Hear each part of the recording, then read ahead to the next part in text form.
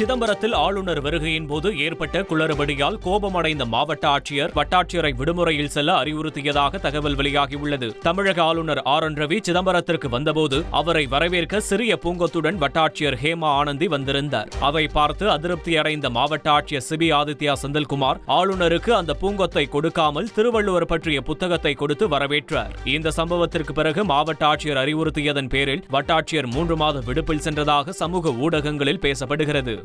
சென்னையில் இருந்து சிங்கப்பூர் செல்ல இருந்த விமான பயணியிடம் GPS கருவி இருந்தது குறித்து போலீசார் விசாரணை மேற்கொண்டனர். சிங்கப்பூருக்கு சுற்றுலா செல்ல இருந்த சென்னையை சேர்ந்த சங்கர் என்பவரிடம் வழக்கமான சோதனையின் போது GPS கருவி இருந்ததை அதிகாரிகள் கண்டறிந்தனர்.